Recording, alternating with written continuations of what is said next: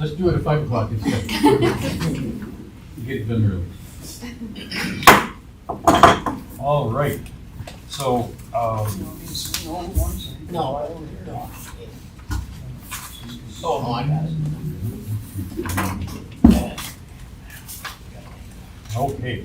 So the meeting today is going to be one presentation, I believe, but I do feel like I should bring it up for if anybody has a real quick comment or discussion about anything.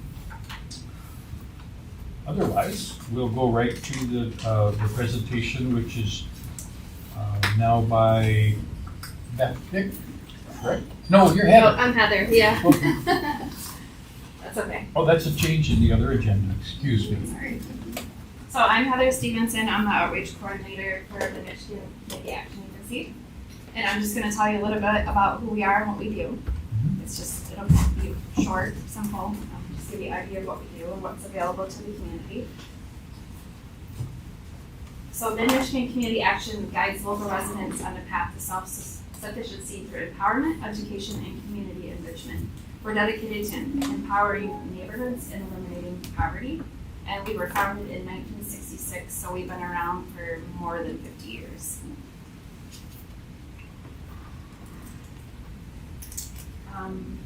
Just in case you don't know what a community action agency is, they were created by the federal government in 1964 to combat poverty. And we're governed by a volunteer board of directors with a unique three-part structure, which is made up of low-income people, private citizens, as well as public officials. And guided by the triennial community needs assessment to identify issues faced by low-income people. And then how are community action agents, how is community action different? Unlike many organizations which focus on a specific area of need, community action agencies address any cause or any concern for poverty within the community. Note community action agencies are the same. Every agency has different programs and resources available depending on like our grants and funding and what is most in need, per community. So that can vary. Funding comes from various sources such as federal grants. We have private donors as well, and then we have like the community service block grant. We're a private nonprofit, not a government entity. And then there are over 1,000 community action agencies in the United States currently. We cover 8 core counties, which are Bay, Clare, Gladwin, Mecosta, Midland, Muscatine, Oceana, and Osceola. I cover outreach for Muscatine and Oceana, and then we have 2 other outreach coordinators that cover the other counties.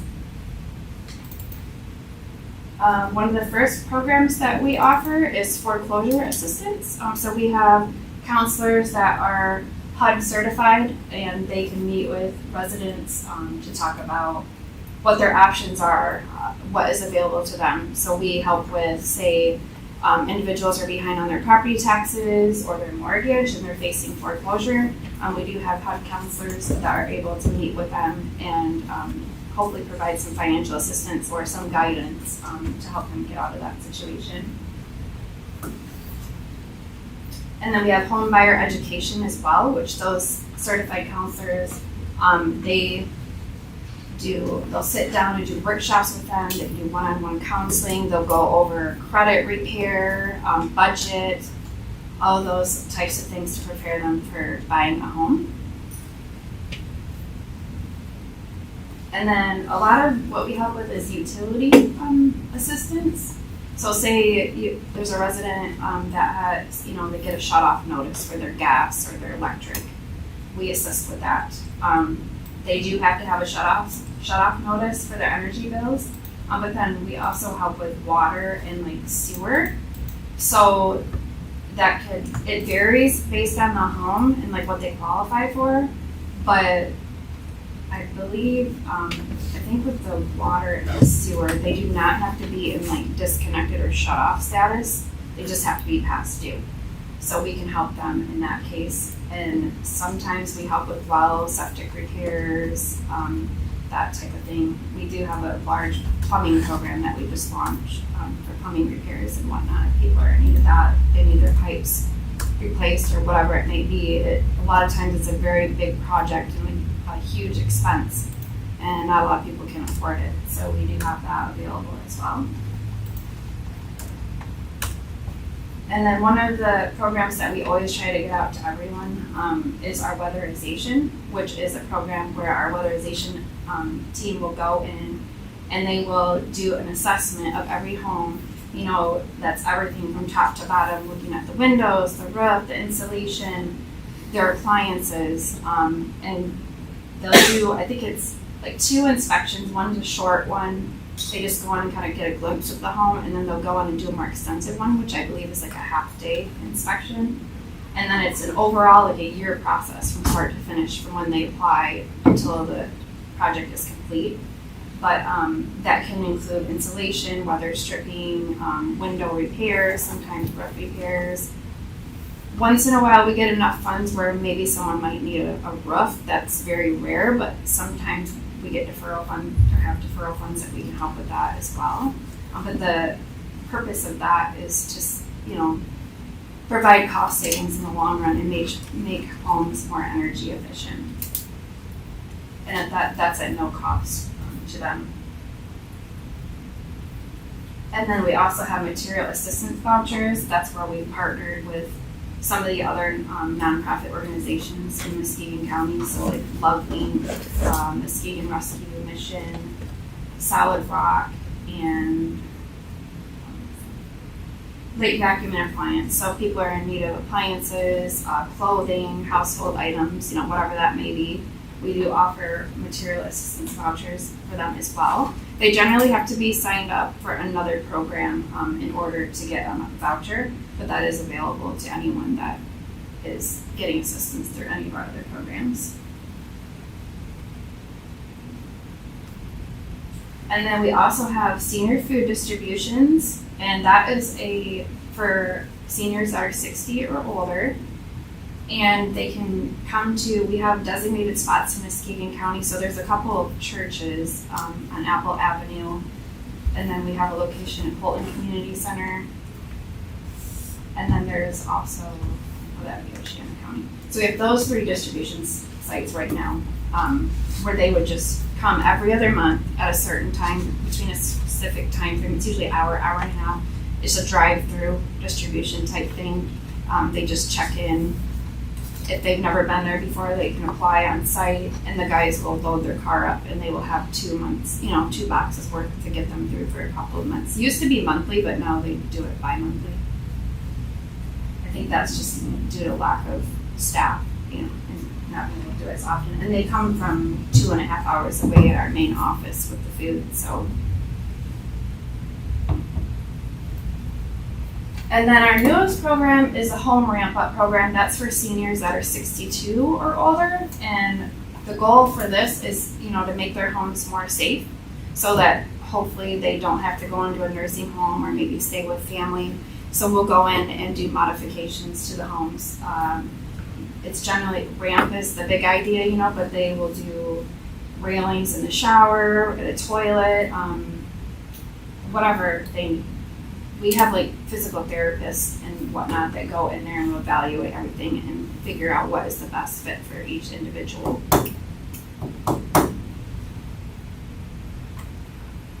And these are all of our locations.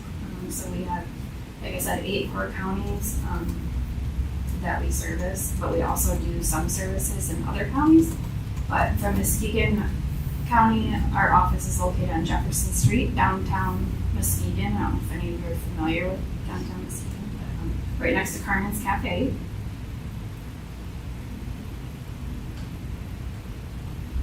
And that's really all I have. I'm, again, Heather Stevenson. There's my contact information. If you have any questions, feel free to ask. I have a couple. Yeah. So how does somebody who is struggling with bill foreclosure, how do you find that out and get in touch with them? Do they They would reach out to our office. Okay. That would be the first step, and then they will talk to our office clerk, and she'll let them know what documents they need to bring in. Okay. So they will gather everything at one time, bring it in, and then used to be we like let people email and all that stuff, but it got to be like where it was taking too long the process, or things would get lost. So now they make sure that everyone's bringing it in, and then once they do that, they'll make an appointment for them with a resource navigator, which a lot of times the resource navigator will do that right over the phone if they're not able to make it to the office. And I think it could be anywhere from 30 minutes to an hour. They'll just go over their budget with them and try to understand why they're in the situation that they're in, and how, provide them with other resources that maybe we don't provide as well. That's a big part of what they do. So again, just bring the documentation in. We'll first call the office, then gather the documents, and then they'll have an appointment, and then they would usually, if they qualify, then they'll be assisted at that point. And our guidelines are like 200% federal poverty guidelines, so it's higher than like DHS or a lot of other agencies. So a lot of people qualify for our services, fortunately. Which I didn't catch, which government agency are you under, or are you not under? No, we're not. No, we're not. Where do you get your funding? It's, we get some private funding, but we have federal funding as well. But we're not considered like a Okay. federal entity or anything like that. We're our own private nonprofit.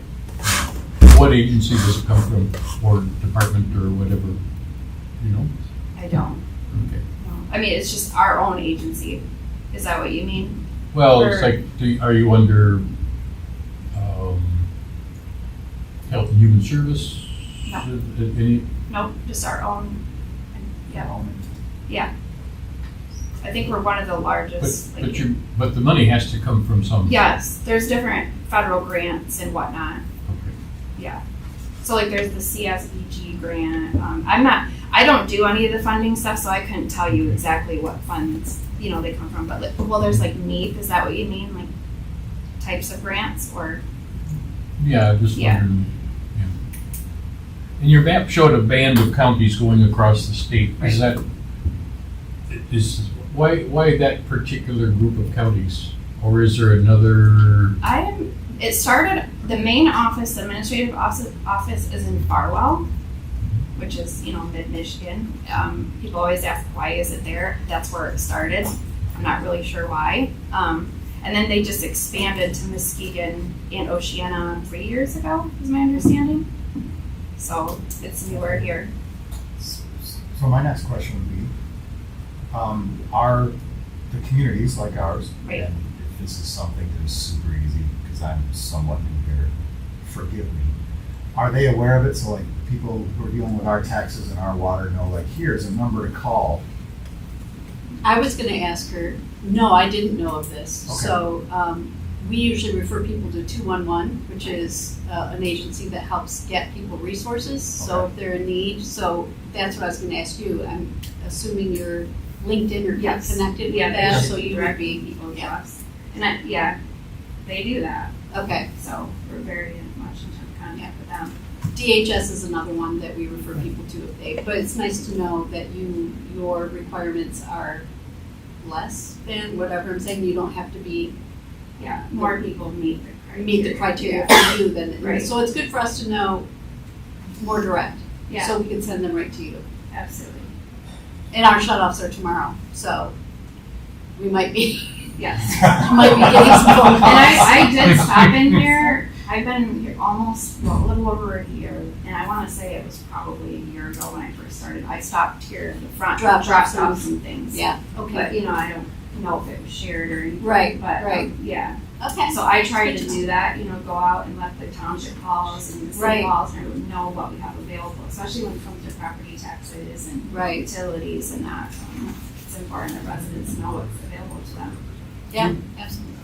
Do you do what I guess I would call life counseling at all to help people get jobs if they want jobs and things like Unfortunately that? not, no. Okay, it's just distributing. Yes.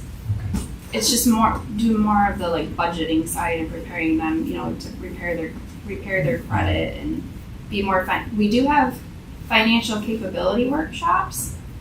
So that will help people get more on track, you know, help them in that area. But that's not the same. Yeah. So, one question I have, the food distribution. Yeah. Just like a lot of the areas, we kind of get missed on the north end. There's a lot of cooperating churches and everything else, and it seems like they're always on the south end or down in the Right. Muskegon area.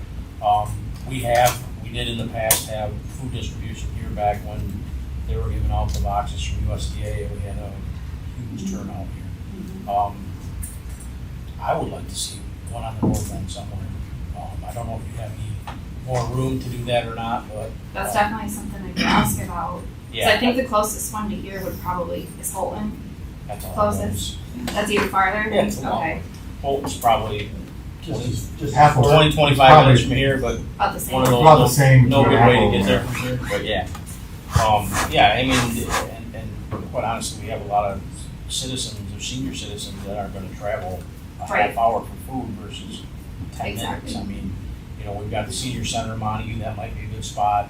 We've done it here before. I mean, I'm sure we could find a location on the north end here somewhere. Yeah. But, yeah, if you look into that, that would be Yeah, great. I'll talk to the warehouse manager, Tracy, Yeah. about it and see if that's, because I know the issue, because we service so many counties and they're always traveling all over the place with the truck. So I think I'll talk to her about it and see.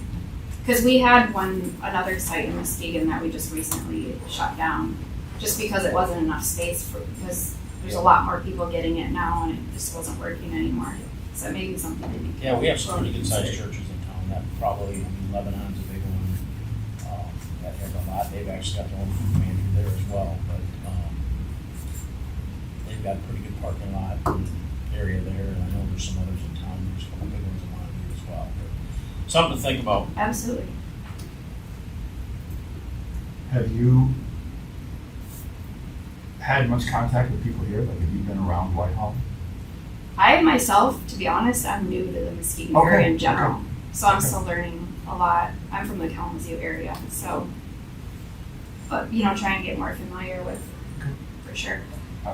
Mine was just like, yeah, we've been here, we've done a few houses, not looking for names, addresses, or anything, just Yeah. like running around, so, okay. I've got a question on, you said, I think you said it was new for you guys too, on ramps. Yes. Do you have anything, not specifically on a ramp, but something that would, somebody could get some kind of assistance to get a ramp covered? I have a client that I mow grass for and that I plow for, and they have a ramp that comes out their front door, goes all the way down, and, you know, you can turn and come out to the driveway, Okay. but there's no roof over it. That's definitely. So whenever, I mean, he's pretty much homebound Right. for the 6 months of the winter. I'm not gonna say no, because I would just have them call the office and apply and see, because, they do cover a lot of things like that. So I don't wanna say no that we wouldn't, because it may be something that we would assist with for sure. I mean, I tried to tell her she needed to do it different, come out the doorway that goes into the garage. But then they have to completely remodel their garage because it comes out, turns it, it's 3 feet out and it turns. So this ramp they have is like, it's probably 18 feet long, 20 wow. foot long. So every time I go plow, I shovel it, but the dripping off the gutters drips right onto the ramp, and the ramp's metal, so, I mean, when it's dripping, it's wet, but as soon as the sun goes down, it turns ice. Yeah. You know, and so, that's like I said, he's pretty much almost homebound for 4 months, because his wife she's probably 90 pounds soaking wet, she couldn't hold him in the wheelchair back. Do you know about how much something like that would cost? Because we do have, one thing that wasn't in that presentation is we do have like housing instability funds too, which includes, like we do small home repairs, but it's only up to like $500. I don't know if that's something that would fall, but I would certainly not say no under the ramp up program, because that might be something that they cover. And I have no idea what their You know, I know nothing about their income base or anything Right. like that, you know, as far as need goes.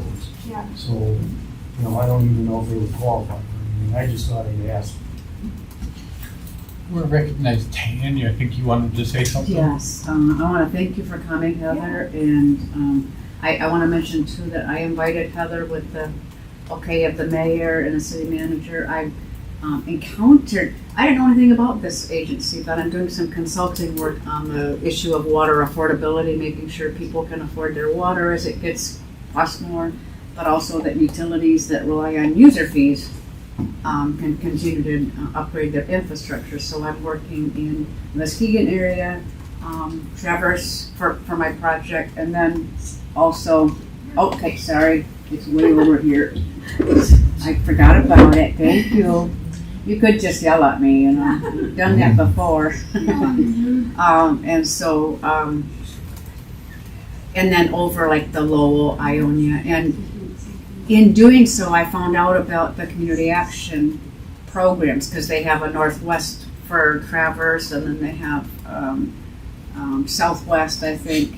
So you're all over the state, aren't you? You cover the state, and I just didn't realize we had this, and we've talked about these things, these different things, a number of times. So I would like to find a way to better get your organization connected to our residents. I did do a news release. We don't have, everybody's just staying home out of the rain, I guess, but I wonder if there's a way we can partner with you a little bit more. I mean, it seems like when I talked with the other agencies, there were, in some instances, there were tighter relationships on different issues. Yes. Well, how might we do that if we wanted to? I mean, do you have like meetings that you have monthly or anything like that? Because I'd love to be a part of that. You know, we could collaborate more and. Well, we have our, this is our council meeting. Right. These, yeah. And this is our work session, then we have a regular session, we have a regular agenda. I don't know, I mean, maybe some folks could sit down with you and chat with you about potential opportunities. I'd be willing to do that, even though I said no committees this year. It sounds like something at the senior center, if they show up at the senior center once a month, so that people know, they put them on the calendar, they can go there. Right. Especially because That'd be that's your core group, Mhm. so. Well, but it's more than seniors too. I mean, the programs are more than seniors. But maybe we could just have you available at City Hall once a month, and we could put it in the newsletter, and people could come and chat with you. Yeah, I do that other places Do too, you? like DHS and like Muskegon Rescue Mission, and yeah, just let me know. Because, you know, you could just set up a table and, Right. and we could let people know that, you know, if they wanted to come in, they could chat with you. But I'd also like, you know, to partner too on some issues. We For sure. definitely need some weatherization.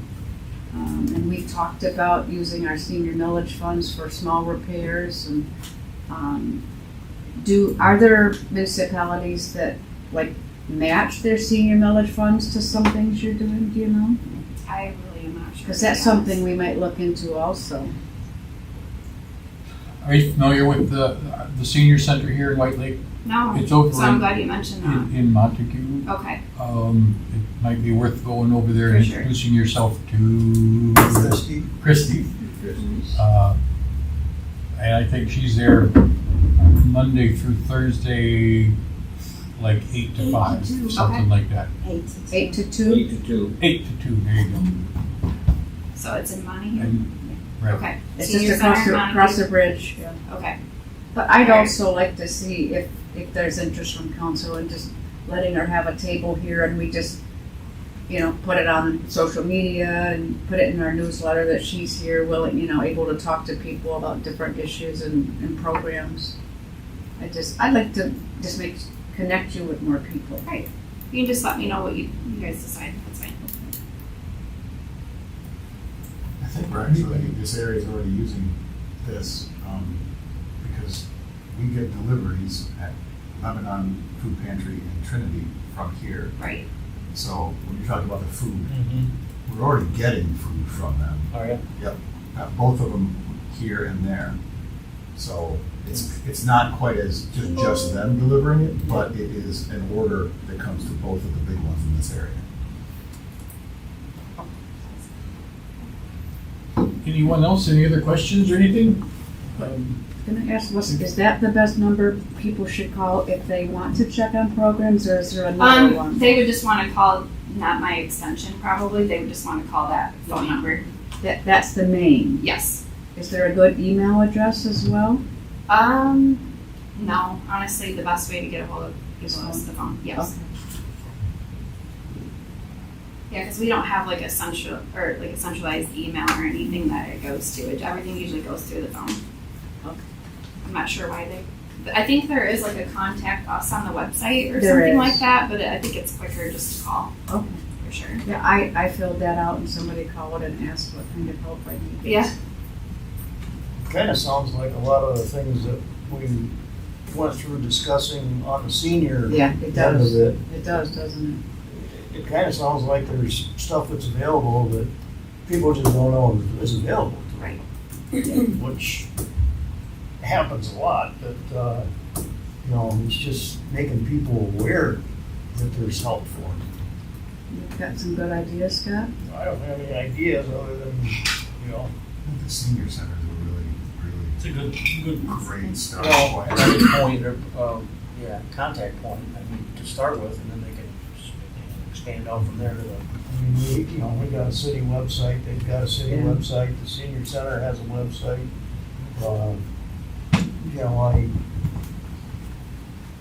I don't know, I had never heard of it until you Yeah. came here, so. No, and that ramp up program, like I said, is new. I think we launched it in like October, so I'm trying to get the word out more. And I have not, when I do a Google search, the senior service center has not popped up for me for some reason. So, but that's definitely somewhere I'll visit. Well, and Give them I think that's information. important, but I also think that these programs are more than for seniors too. Yeah. And we want to make sure that we can connect, other folks as well. Sure. Well, I guess I'd like to say thank you very much for coming in, Heather. Yeah, you're It's welcome. been good. And you stop back again sometime. Okay. And nice to know about your services. Yeah, thank you for having me. So anyway, the only other thing on our agenda for today is public comment. Anybody out there want to comment on anything? All right. Why don't we just adjourn? Oh, here we go. Got one. You guys don't know, I'm Lillian Morningstar, 912 Lakeview Street. I'm going to I don't know the whole information, but it's Senior Palooza at Footland Township Park. I think it's this weekend, I'm not for sure. So someone has to get in and check on the dates and stuff, but it's coming out and it's up, like the fire department's there, the senior center's gonna be there, a whole slew of different departments, and health department's gonna be there. So go through and you can, everybody has some solutions, questions for the public to enjoy themselves with what they have going. You get a little freebies here and there too. Okay? I don't know the Is that date. Saturday you said? It Saturday? is Saturday, Yeah, it's June usually 27th, from 10 to 2. See, he knows. I think one of you would know. I'm just looking it up right now. I don't know anything. I can just read. As As far as I can. So I just thought I'd bring that out, so let your friends know, whatever. It's a good time, all right? We might want to check it out because they've invited us to participate and they just kind of lost track of it. They got busy, but they invited us to they said, give us 1,000 and then you can do it too, because plus these entities don't want to do it all over the place. So, but it seems like it's a very popular event, so we should consider. I can't remember what we decided with the senior millage, because that was a recommendation that came through to kind of check into that for the future. No, We we just- didn't do anything with that. We just left it the way it was. We left it the way it was, but it for- was for one. For this year. Yeah, but it was something that put in there that we circle back with them. And we don't That's all I have a have. committee anymore. Thank so- you. Yeah, that's true. I know. Well, Scott, okay. That's plenty of place for might be a good event for you to attend. That's what I was just gonna say, is Yeah. like, if you guys know of events or anything that we should be at, that'd be good to know too, like that we There you don't go. find out about or whatever. Cause we like to go and set up a table whenever we can. What's that? There's all the info on it. Oh, okay. Anyone else got a comment today? Since we've got a little time here, I've got, this is a recent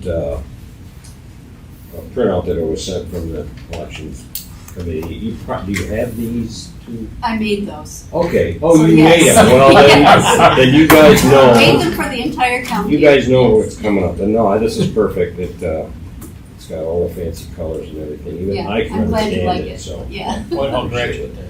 yeah, Okay. All right, just want to make sure. yeah. That's 9 days of Thank you early very voting. much. Yes.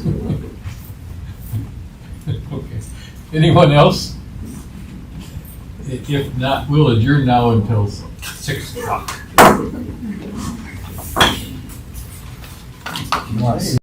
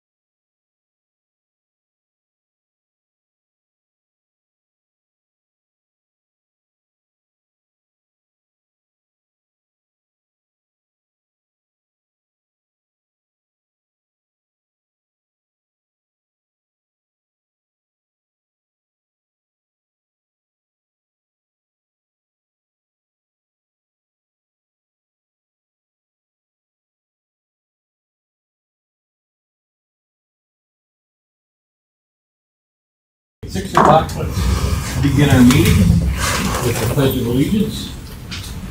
I pledge allegiance to the flag of the United States of America and to the republic for which it stands, one nation, under God, indivisible, with liberty and justice for all.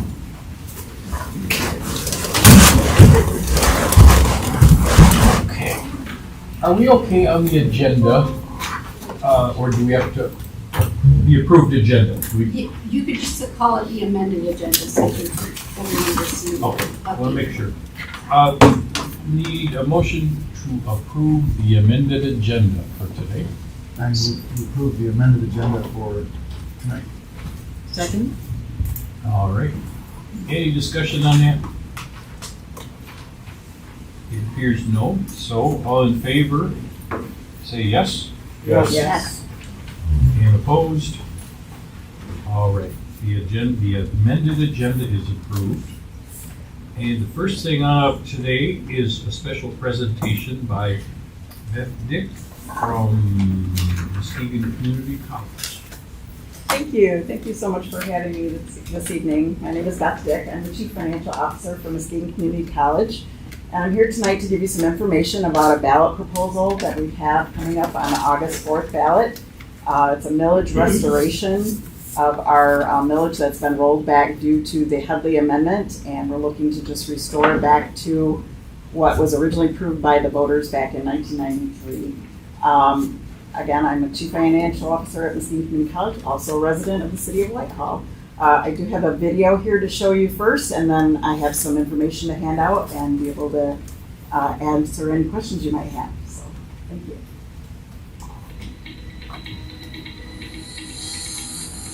Hello, I'm Dr. John Selman, President of Muskegon Community College. Thank you for taking the time to learn more about the future of your community college. On Tuesday, August 4th, Muskegon County voters will consider a proposal to restore an operating millage for MCC.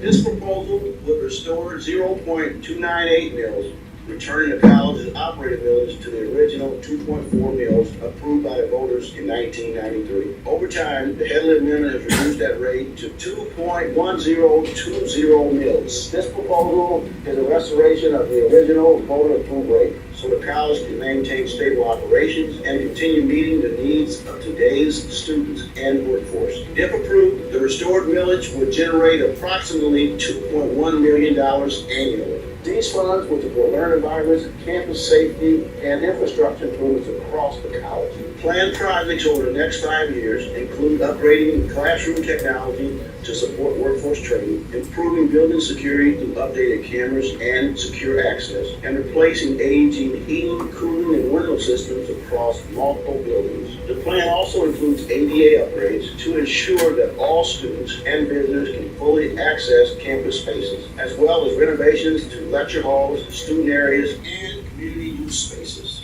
Additional work includes roof replacements, parking lot improvements, and exterior upgrades that help protect facilities and improve safety and access throughout campuses. Many of these systems date back decades and require ongoing attention to remain functional and reliable. For a home with a market value of $250,000, the estimated cost of restoring a village is about $37 per year. This proposal will shape through our community. More than 1,500 comments were collected through a structured outreach process earlier this year, identifying key priorities, including aging facilities, student support spaces, and access to campus resources. Community colleges are funded through a combination of state support, tuition, and local property taxes. With tuition increases limited by the state of Michigan, local millage support plays an important role in maintaining facilities, supporting instruction, and providing services to students. At MCC, every major decision begins with one question: how do we best support student success? That focus guided our decision to pursue this millage restoration, ensuring students have the environments, tools, and opportunities they need to bring out their passions, talents, and dreams. Thank you for taking the time to stay informed and engaged.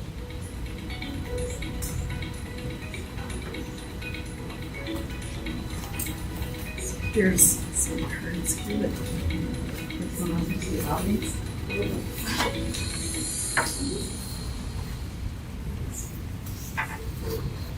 So on this side too. So, just out of curiosity, how many people in the room went to MCC?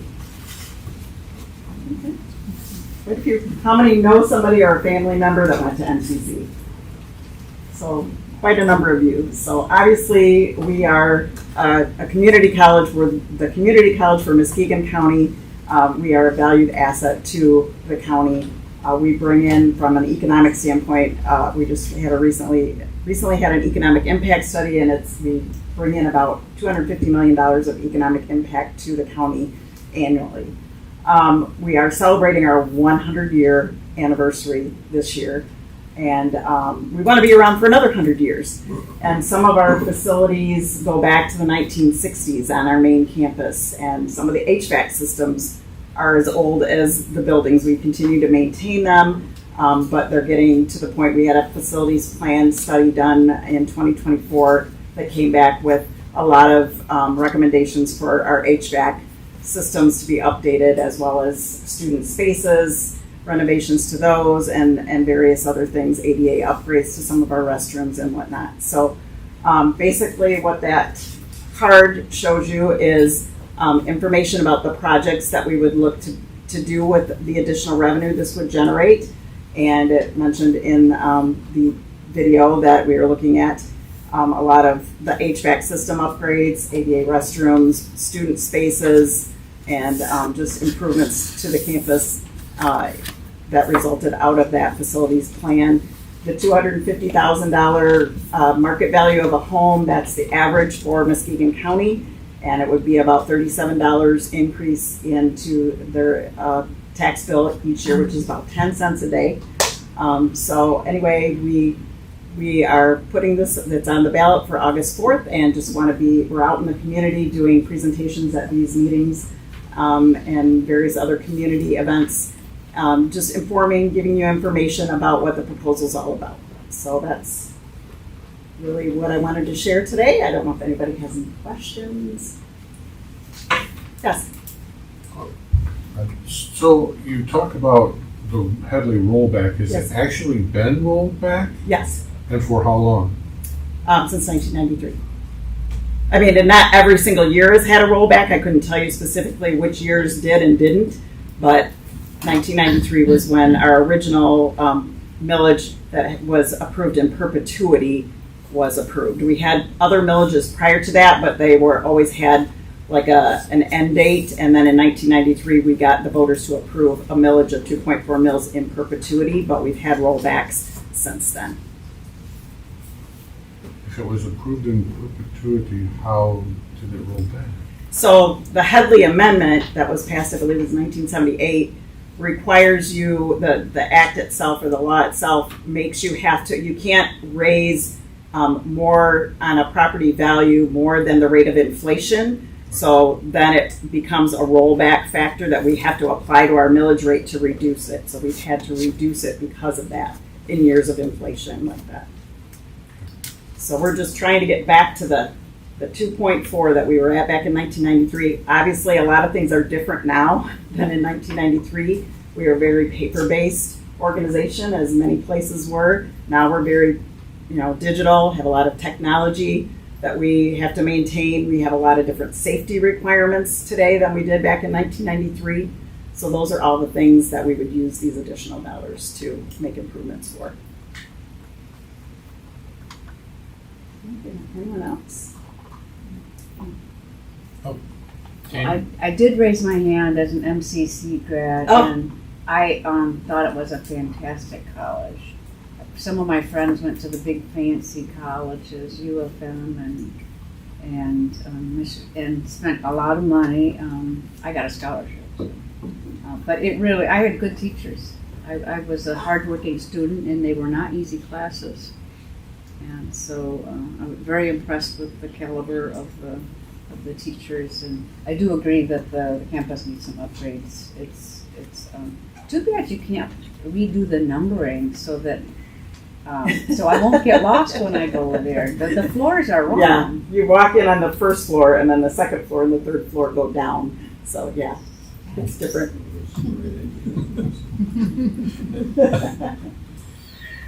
Well, that's all I wanted to share with you today. I appreciate you giving me the time, and I provided some other of those fact cards to your clerk here to have available for any of your voters that may come in and want more information. But we are having some town hall meetings as well that are coming out.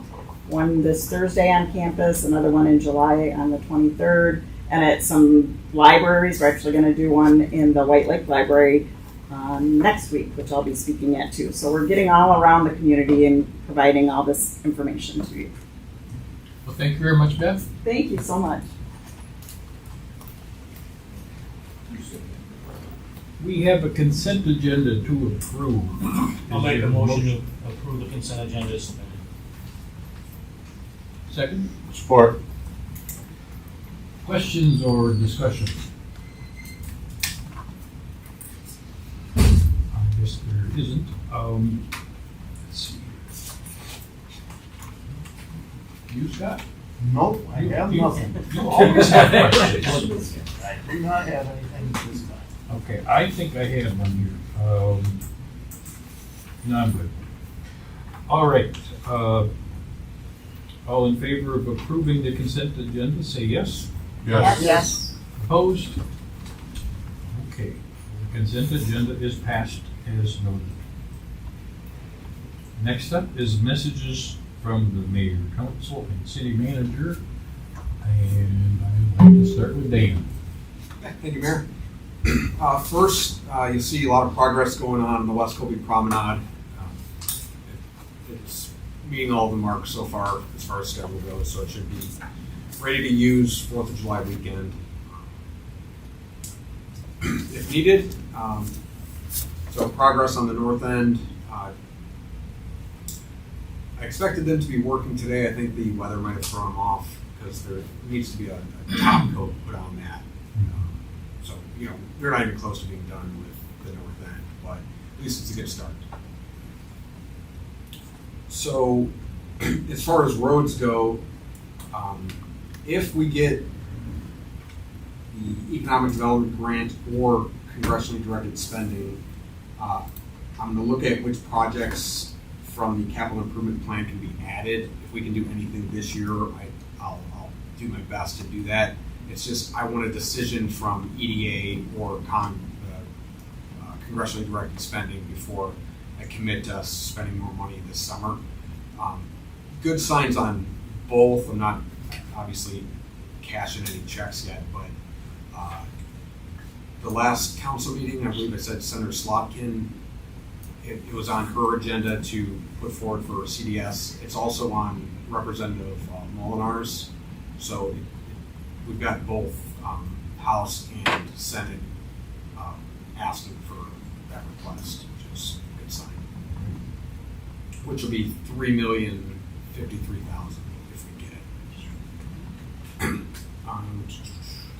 All right, I'm going to go through the PowerPoint that I sent you all for Jim Dreyer. I think it's good to just go through and you can see like where my thought process is. And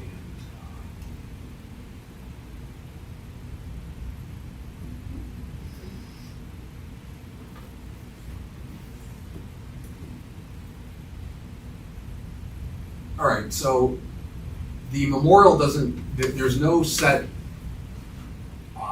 look, design, or anything for the sculpture yet. That's the decision for council to make, including the location.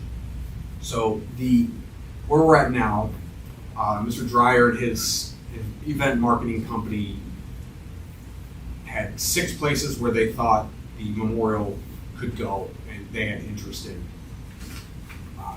It was down to, like, initially it was us and Grand Haven were the top because we were so quick to answer. And then it was between us and Ferrysburg, and we got chosen. So now the ball's in our court to decide if we want the memorial to come to Whitehall. So that's where we're at. I didn't want to present anything without having much to go on. It was a maybe 2 weeks ago. Now, Mr. Dreyer and event marketing do want to bring this memorial to Whitehall. And the thought behind it,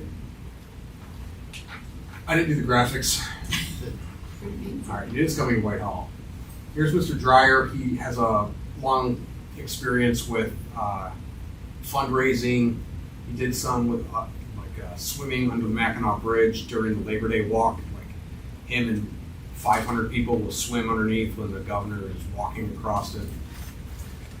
So as I stated previously, the fundraising for it is going to be 250 cannonballs, which he is going to tow while swimming 22 miles. Yeah. So the plan is for him to swim up.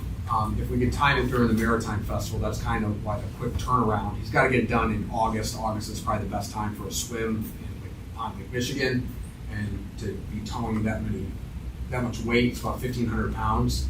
And the fundraising aspect of this is you can purchase a cannonball. There are 250. They go for $750 a piece. It's permanent. You can have it engraved or whatever. In total, that would raise $187,500.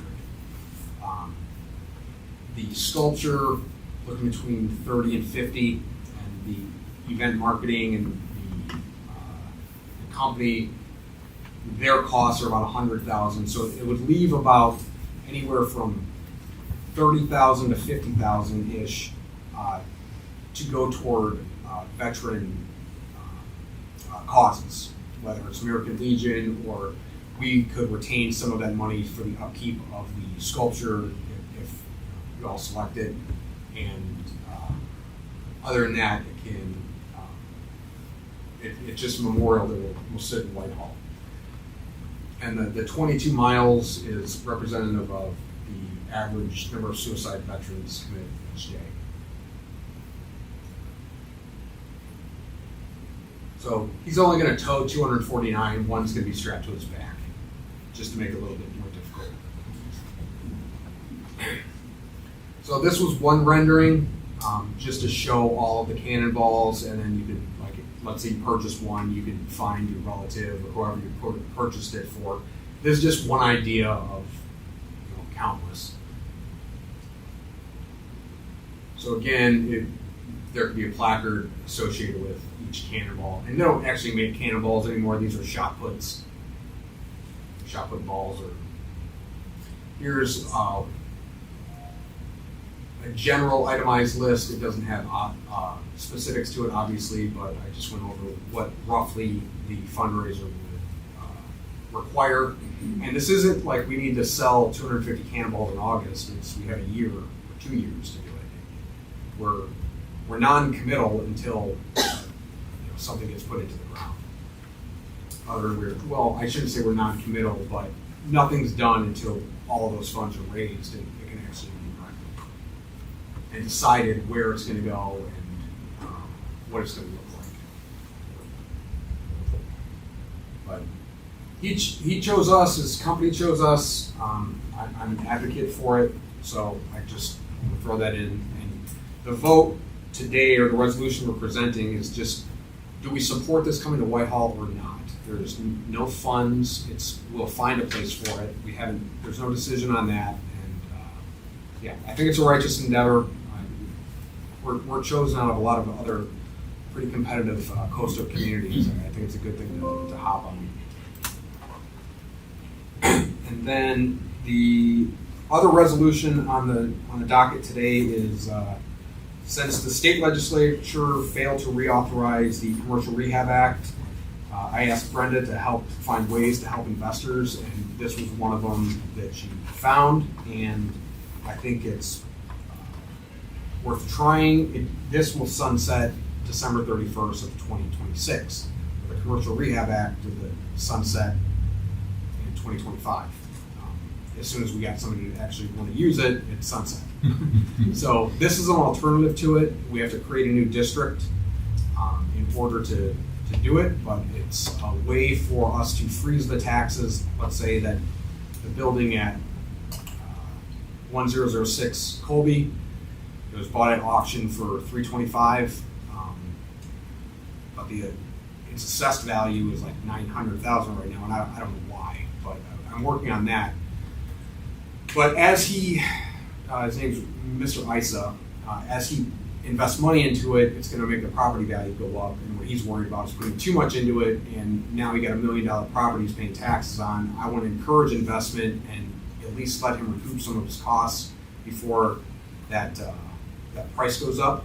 And that's what creating this district will do, give us the option to taxes for anywhere from 5 to 12 years.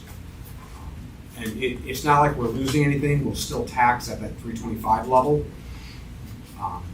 And this also will encompass Lakeland Inn and the businesses across the street from it. If they want to improve their properties, they won't have to worry about a cost increase for taxes anyway. And the resolution is just to hold a hearing. We have to have a public comment about it. It's not deciding if we're going to have the district or not. This is deciding if we're going to hold a hearing. Public comment period. Hearing is good. Yeah, Yeah, that's the official. Yep. So that's what the resolution today does. Just we're scheduling a hearing. That's all I have. Questions for Dan or anybody? Maybe when we get to those subjects on the agenda. I'd like to go back real briefly to the promenade, the park. It's going to be done structurally by the 4th. I've been asked, what is it going to be dirt at that point? Are we going to have it sodded or seeded or? Good question. Don and I threw around the idea of putting turf down. Because of that, it's going to be dusty.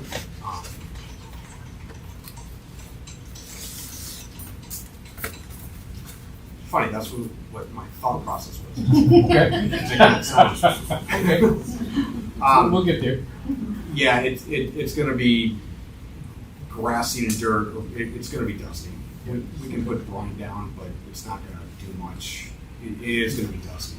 That's what it is. Well, Debbie asked me to start today.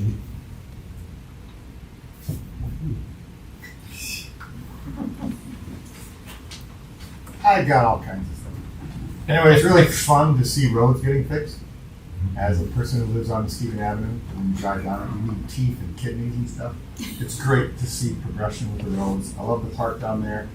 On Thursday, I think I was down at the Chamber for the dedication of the drinking fountain. It was in memory of Paul Kissel, who started the Fetch Riding Club, and it's got a little dog bowl with it. And I know, and this was before I got here, but you all passed the DPW, hooked up the water. It's a great little addition down on the bike path. You can refill a water bottle, you can get a drink. It's just, and there were quite a few people down there.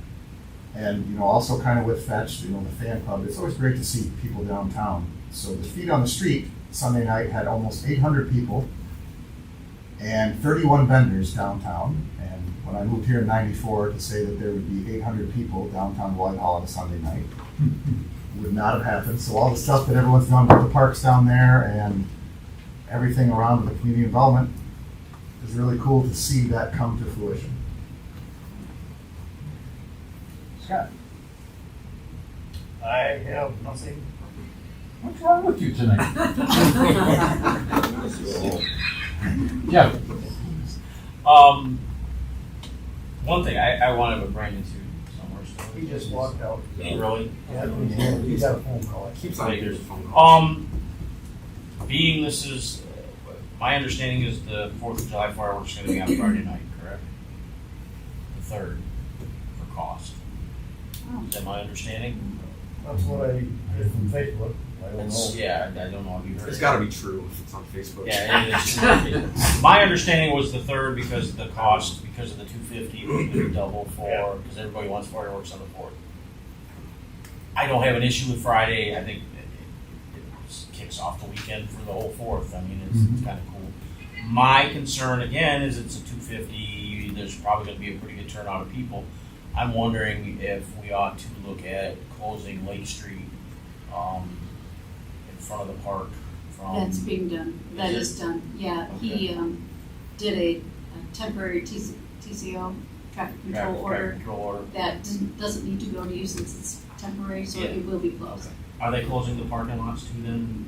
I'm just thinking, there's gonna be a lot of people down there. If the weather cooperates, I'm just thinking they can park up in the city lots up here and either, I'm mean, just for trying River to Park? think ahead of the game, and if we could get maybe some people that could either take people down there or they could walk. I mean, it's not that far, quite honestly.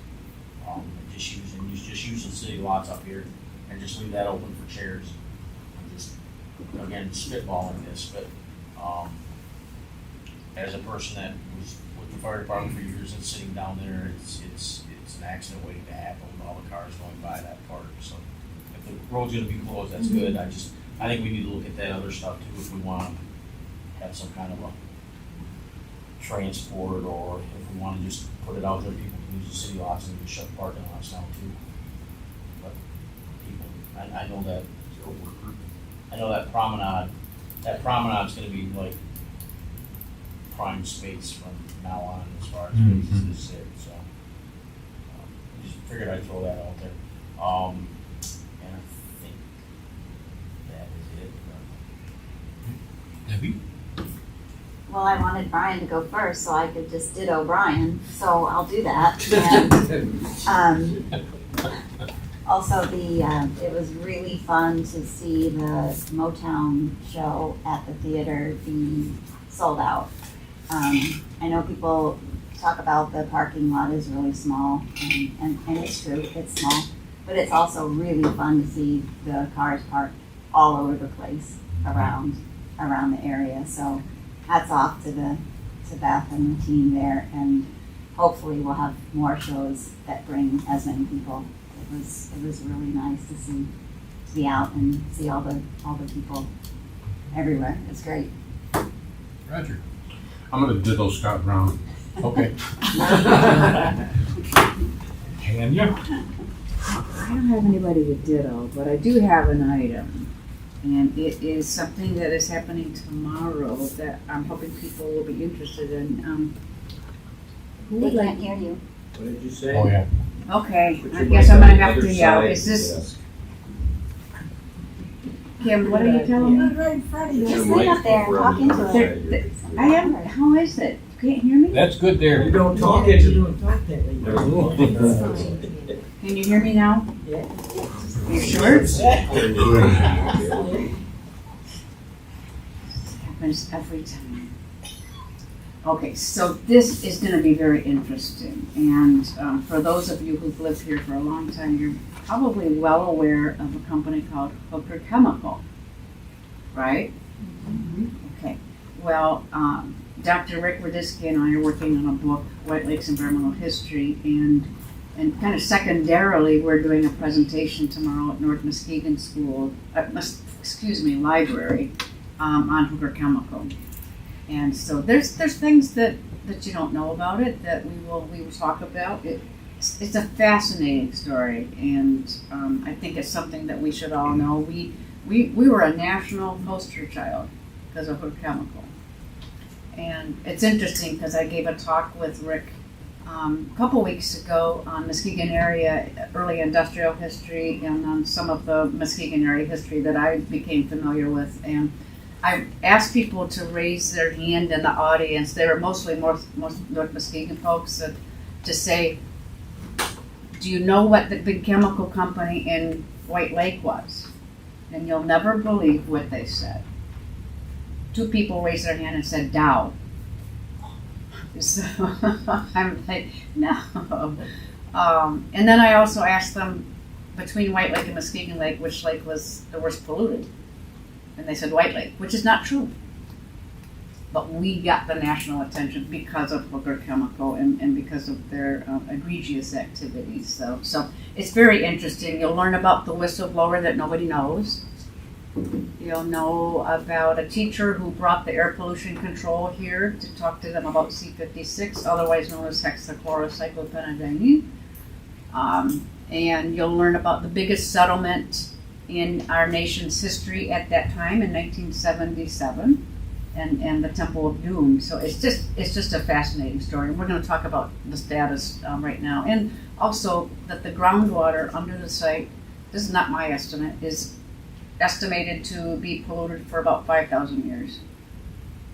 So it's really a fascinating story. There could be a book about it, but I'm hoping that if you're interested, you'll come and there's more to the story than what I told you. It's tomorrow at 6 at the North Muskegon Library. Tomorrow at 6 at the North Muskegon Library.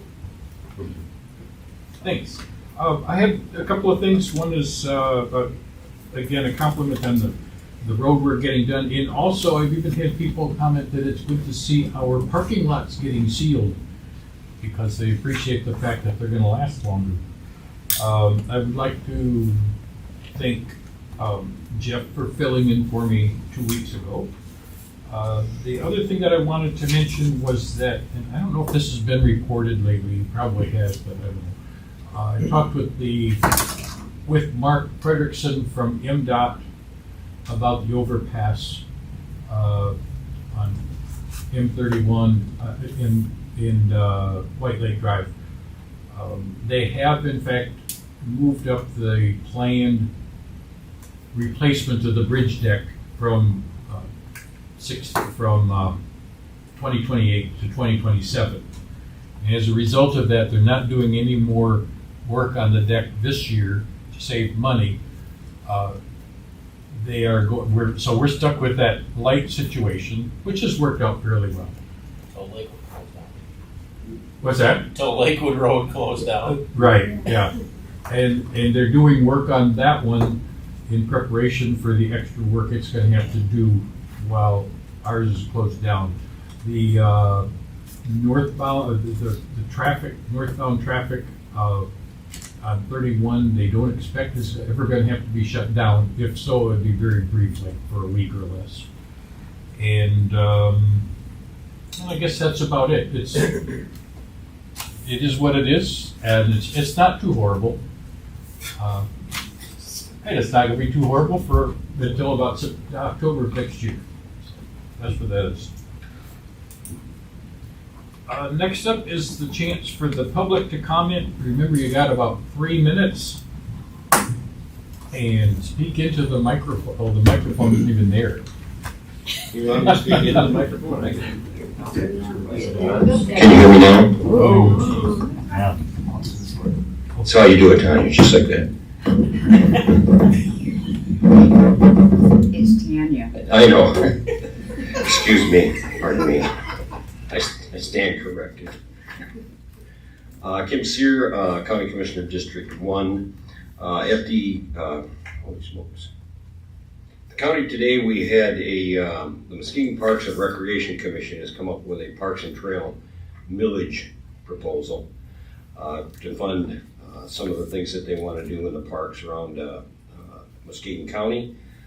Mainly trails is the thing that kind of came up, but there's other things that need to be done. What this would be is a half a mil, 0.5 mils for 10 years. They're trying to get it on the ballot for the November 3rd election. That increased revenue for parks and trails would be about $3,680,000 is what that half a mil would generate.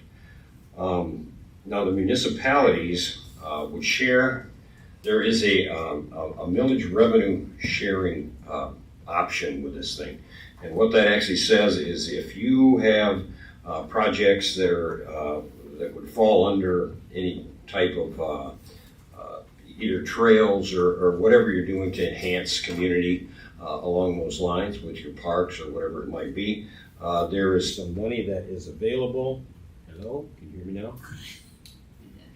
There is some money that's available, and the City of Whitehall, its portion of this would be $17,800.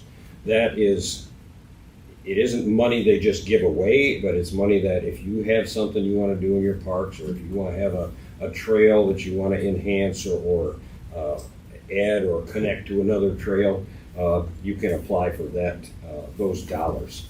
So that's brand new to me, so I don't have a lot of. There's going to be a lot of information coming up on it.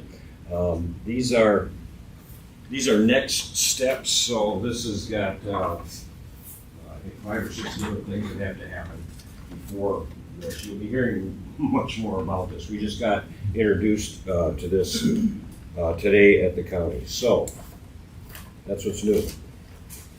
Yes, sir? Thank you, sir. Oh, there's gas. Anyone else?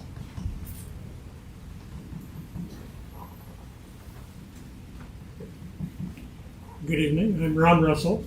We've got two items, both will just take a moment. First, I wanted to let you know that I was down at the marina when it was first opened for training this year, and to look around the building, and quite frankly, I looked pretty sick. I went back 2 weeks later, vast improvement. It's amazing what a little bit of paint, it's about what we used to do, my compliments. Second item, the alley which runs between between Slocum and I forget the name of the next street down,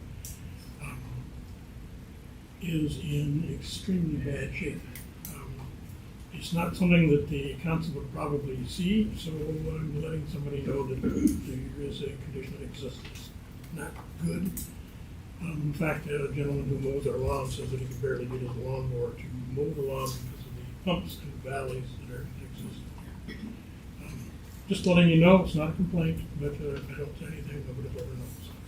Thank you. Thank you. My name is Jim Rose. I'm a member of the Environmental Impact Committee that focuses on Chemours. Chemours is a successor to the DuPont property in White River Township. We are having an important meeting, and we'd like all citizenry to attend that meeting this Thursday at 5:30 at NBC Middle School. This is where we are encouraging you to attend this meeting where Chemours will hear the community response to the proposed cleanup of the 14 landfills that exist on that property and that are contaminating White River, White Lake, not White River, but White Lake, contaminating the aquifers underneath with heavy metals and with volatile organic compounds. The meeting will be this Thursday at the middle school at 5:30 p.m. We've been waiting for 65 years for this cleanup and need to show Chemours and the state who will be attending, the state being EGLE, the Department of Environment, Great Lakes and Energy, that we are serious about this cleanup. This meeting is our response to the proposed cleanup plan, which is deficient. We seek your attendance, and we need to show them that we're serious. Thank you. I have pass-outs. Thank you for the information. Anyone else wish to speak?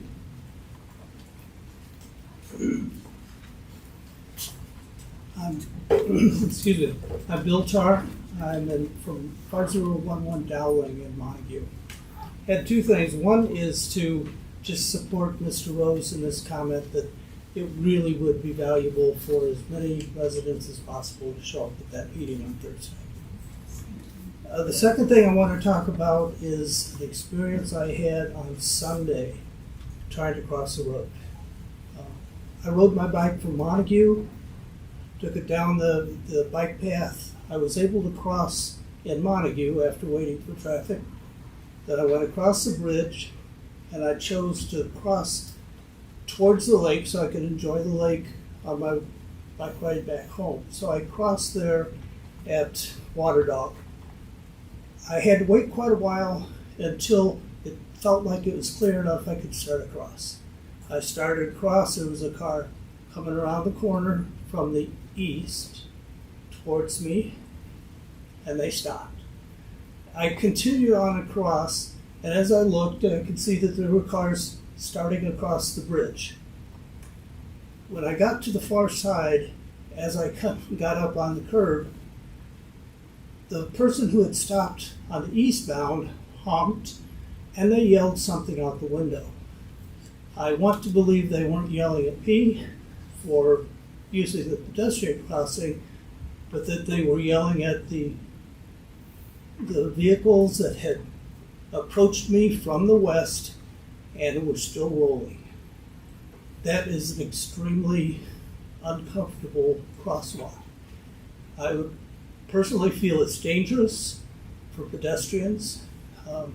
My spouse has stopped at that crosswalk for pedestrians and had people go around her crossing double yellow line to continue on. It would really be important if the City of Whitehall would show their support of that crosswalk, similar to the way that Montague has, by putting up signs that point out to people that there's a crosswalk here, folks. Because I believe a lot of the people driving don't even see that on the pavement. So if you had signs, that would help. But it's a dangerous corner for pedestrians. There aren't very many pedestrian crossings in Whitehall anyway, but that one is scary. And so as we come into the summer with visitors, it would really be good if you guys would work with the police and the safety and do something to increase the visibility of that crossing. Thank you. Thanks for your comment. Are we allowed by MDOT to put signs up there at all? Pointing out that there's a crosswalk? You can put something on the side of the road, similar to what Montague has done. And the city could get its hand slapped, but I doubt if the state cares that much to remove something that's intended for pedestrian safety, have it removed because it's sitting on the grass. Okay, thank you. One last chance for somebody to speak. Anybody interested? We go on to old business. And then on the agenda, new business, we have Resolution 2629, which is America's 250th Swim Memorial that Dan was speaking about earlier. Need a motion for that? I'd move for approval of resolution 26-29, the swim and memorial. Second. Discussion? I just have a couple of questions. I know that you mentioned that this is just yes, we're interested, we'd like to pursue it. Funding would need to be in place before anything is built, right? What about the design and how does that get approved and the location? I mean, All of you fine folks. so proposal and all of that kind of stuff can come later for all of that. Yeah. We're just saying we're interested at It this has point. to, yeah, just because we don't have design right now, so I don't know how much real estate I actually need. Originally, I was thinking Veterans Park because of the name, but as the gentleman said, it's kind of dangerous to send people over there without calming the traffic down first. So I know Jim thought about near the gazebo by the lake. I don't really have a strong opinion one way or the other. I think that's something that can be discussed and figured out. So all we're looking for right now is, yeah, we're interested, this would be great, or It no, needs we to be- aren't. Yeah, it needs to Okay. be put, like, can it reside in Whitehall? And are we willing to give up a piece of property to host it? Knowing that we control the design and the placement and so on. Yes, all of you do. Right. And we have a lot of fine artists in the community that we can do a design contest or come up with something on our own, so. Maybe the marketing, their Or maybe team they've got some does all that. ideas. So yeah, I like the cannibal idea, but there's always additions to it, so. Yeah, there was another rendering where it was actually like a staircase you walked up and you could kind of made it a little bit more interactive. I thought that was kind of cool. Okay, thanks for clarifying that for me. Tanya? I think Roger was Roger's first. Oh. Roger's first. The way you said it, you said that we had to sell the 250 cam. I'm just making myself on a team with Jim. Okay, Like that. okay. Yeah, we don't have, like, It's not the city's responsibility. Okay. That's it. I linked him up with VFW and American Legion to maybe use those avenues that are already established. Okay. Well, when I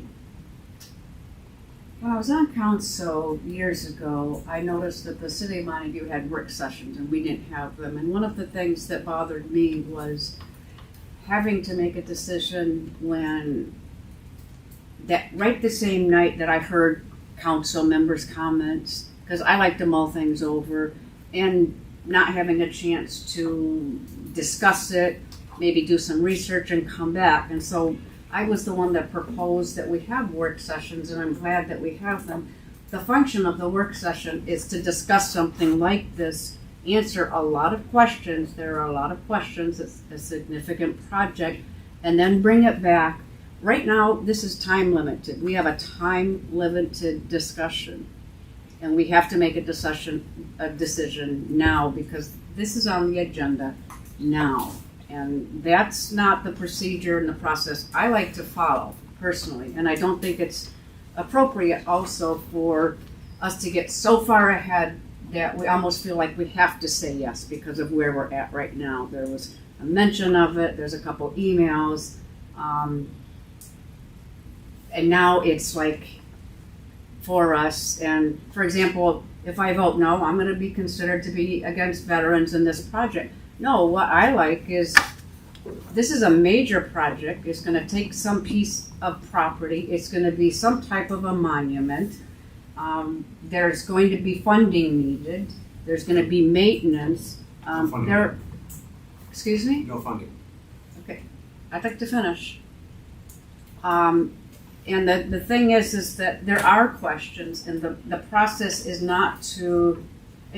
Honestly, Dan, I know you're an advocate for you, but even putting that forward is a pressure for us to support you. And this is a council decision. That's why I brought it up 6 weeks ago, 4 weeks ago, and 2 weeks ago, and sent emails about it, so you didn't feel like your back was against the wall. Whether you read those emails or Of discussed course it I with did. me, it's not that I can explain it to you. I can't understand it for you.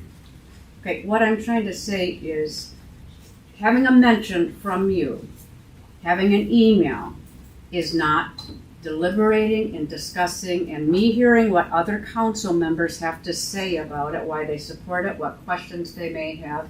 And doesn't give me the time, I'm saying, I guess, to look into some of these questions. I'm not comfortable making a decision in this manner about a major project. It doesn't mean that I don't support it.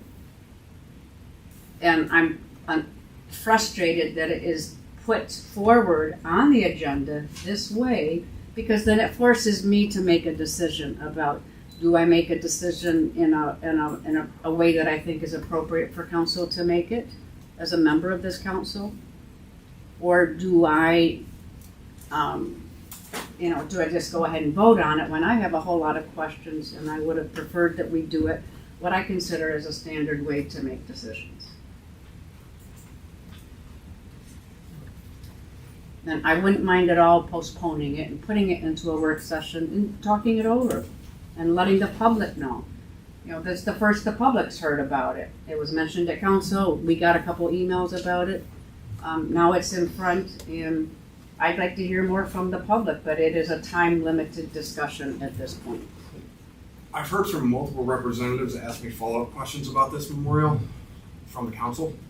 So whether you digested the information that generated questions, I can't help that. Dan, I didn't hear that. If you heard from people about this, I did not hear that. That's what I'm trying to say. One-offs.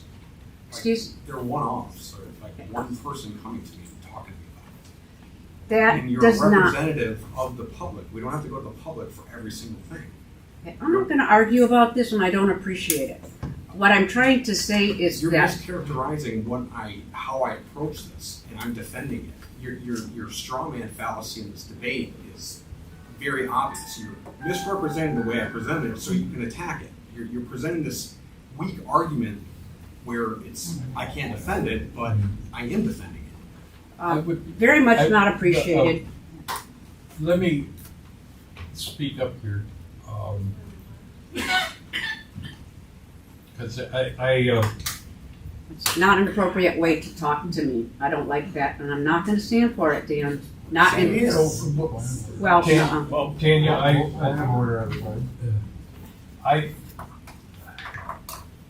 I guess I'm not sure what to do right now, because I think,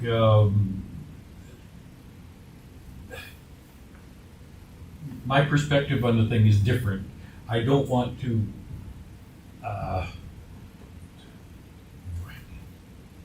I don't want to have the kind of confrontations that we've had in the past, which I was part of them in the past, I guess, but,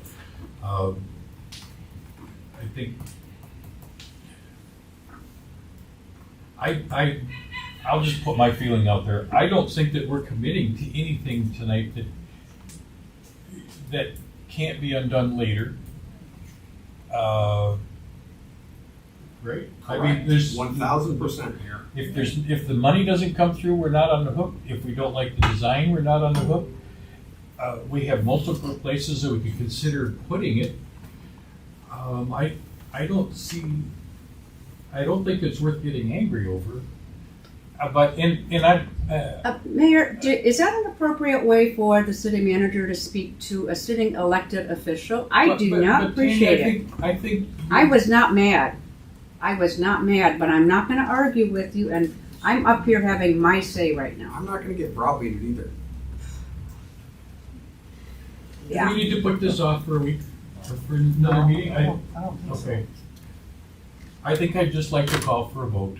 I appreciate your strong feelings. It's just procedure and process. It's not strong feelings. Let's just go for a vote, Okay, a voice vote. A roll call vote. absolutely. Squires, Yes. Brown, Yes. Holmstrom, Yes. Cavallo, No. Hillebrand, Yes. Mahan, Yes. Zeman. Yes.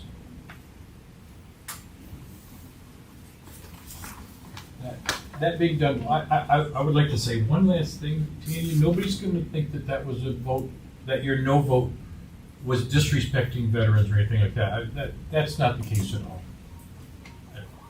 Just So- clarify what we voted on, and say it one more time, Okay, just to make sure it's clear. right. So we just approved Resolution 2629, which is for the America 250 Swim Memorial. We are committing to allow Jim Dyer to finish up his swim here, and we are agreeing to accept this memorial if and when we decide on the design and the money is presented, and if we can decide on a location within the city to put it. Beyond that, we haven't really committed to anything, in my opinion. I read it verbatim.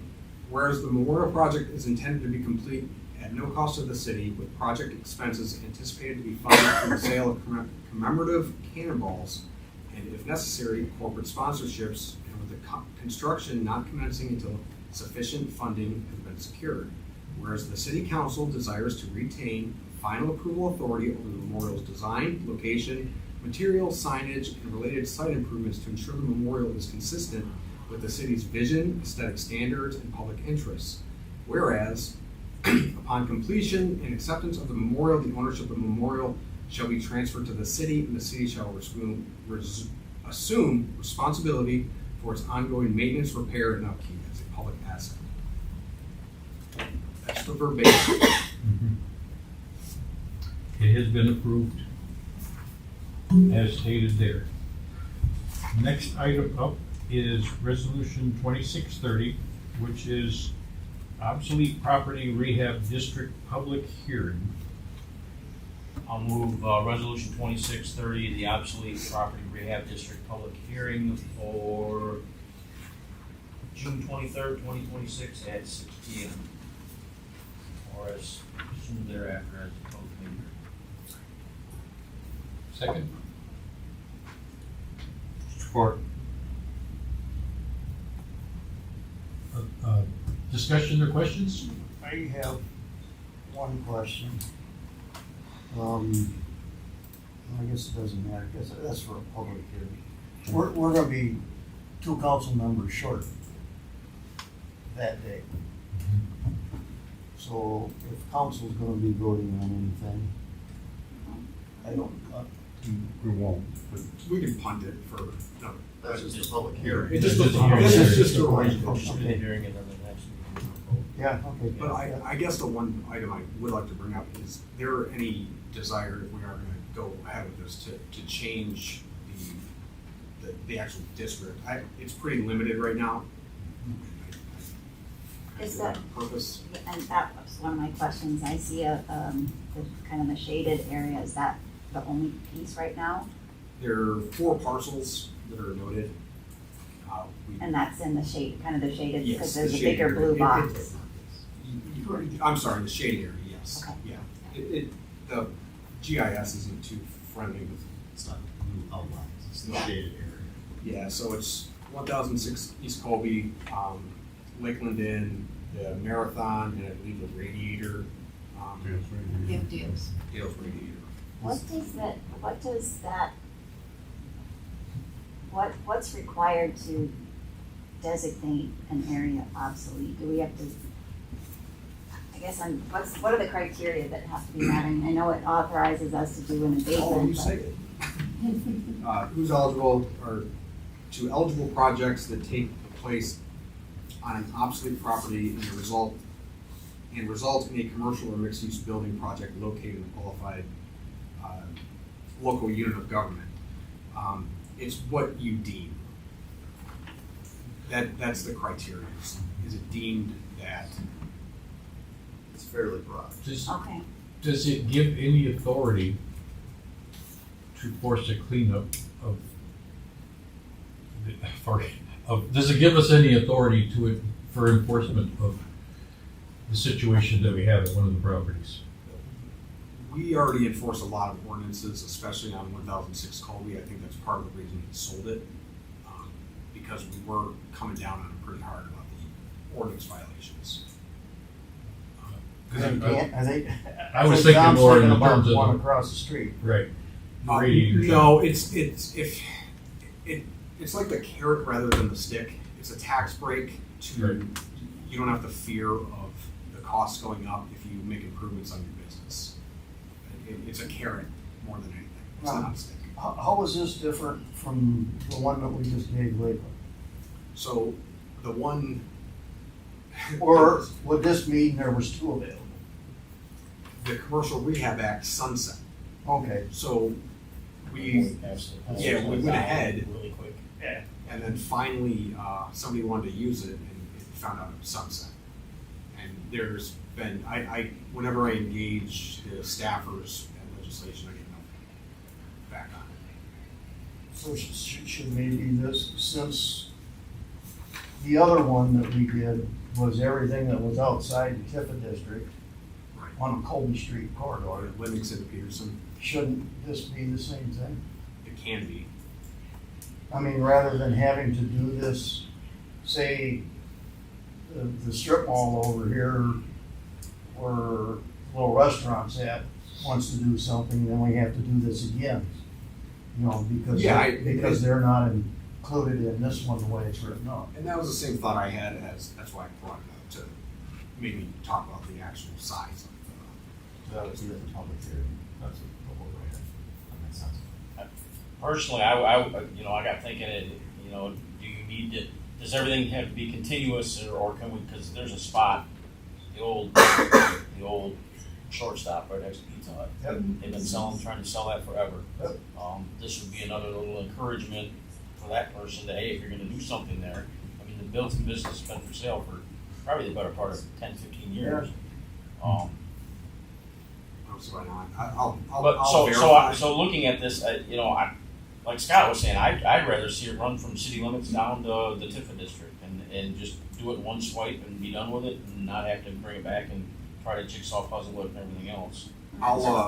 That's what all be covered in the discussion. So Yes. we're just approving. Yeah, just let's sit down and chat, figure out how big we want it, go from Yep. there. And I'll do some more research, so I'll have some of these answers in the meantime.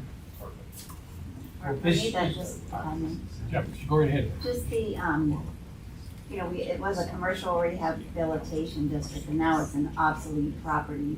That sounds really negative, and that's why I was asking what deems it obsolete. So I just want to make Yeah, sure no, I'm clear I on know, that. and I don't have a great answer for you right this second. but I'll No, get I you- know, and that's why It'll I'm be in the asking. statute. We'll look at the statute. Do we have to before- call it that, or can we call Yeah, it? that's Can we change the name back to the other I one? just call it the Oprah District. The Oprah, we have the theater and. Yeah. I'll verify the criteria. We're not breaking any rules. How, between these properties here, that appears to be four, are they four different owners or? Yes. Okay. Are we finished with discussion? All right, let's do a roll call vote. Holmstrom, Yes. Squires, Yes. Cavallo, Yes. Brown, Yes. Mahan, Yes. Hillebrand, Yes, Zemer. Yes. So that, resolution 2630 is approved. Next up is the facade grant application form for ZLR Properties LLC. Yep, this is Ray Isa. He's the new owner of 1006 Colby. And he's actually dumping money into it. I met a contractor on his behalf this morning to get the back parking lot fixed. So I mean, he's trying to put some money into it and make it look better.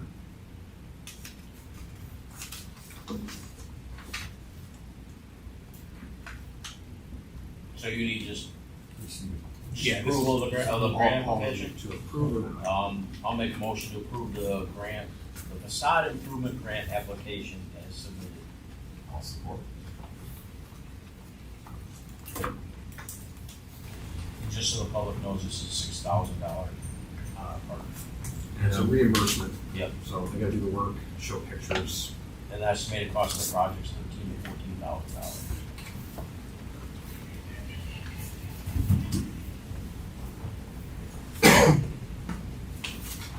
Excuse me for hesitating here. I looked at this and it's, there's a few issues that I think in in Ed's handyman service quote that I'm not comfortable with. I guess one of it's got paint the inner walls, which should not be, is not going to be in accordance with the facade grant if it's an inner wall. And there's one that says a 10 by 20 wall, which I don't know if that's inside or outside.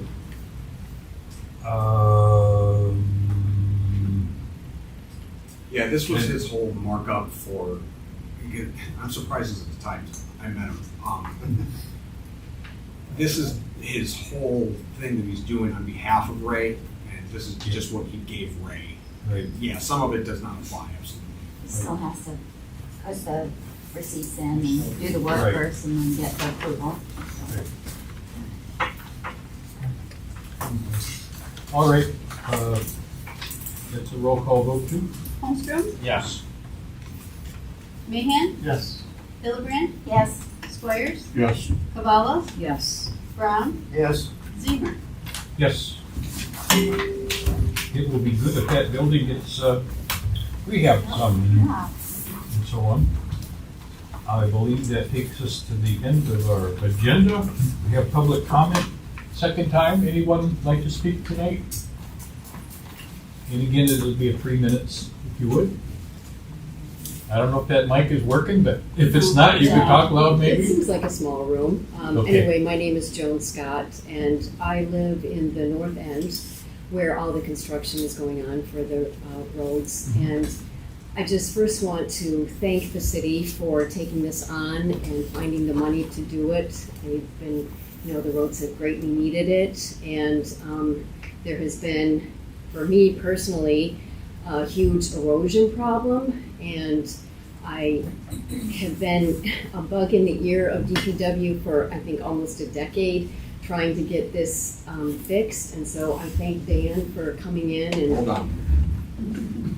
What? All done. All done. Okay, well, done. Anyway, for making it happen and for all the efforts being done to help fix the problem on my property. So I greatly appreciate that. But I would like to add and have it go on record that I do see some areas of concern in the project, and I've gone out recently, especially with the rains that we've had. Was it this morning maybe, and yesterday? There are areas where the road surface is higher than the adjoining properties, and where sidewalks are going into, because the road surface is higher, you have to step up, and it's creating puddling and potential problems for property owners where the road surface is higher and yet the final layer has not even gone on yet. So I just want it to go on record that there is potential issue, and I'm not the only one that has concern about the height of the road. And so I would hope that people from the city are monitoring the company before the very end of it. I think it would be most economical to make changes before everything is all done. So I thank you, for making that happen. And but just on record, there are some issues that probably need to be tended to. Thank you. I think that sounds like a valid concern. If that is the case, could you please, I have like, photos. maybe make a record of which stretch of the streets and so on are an issue, and you can have them put some thought into it. Anyone else today? Oh, Tanya, I shouldn't have interrupted you. My apologies.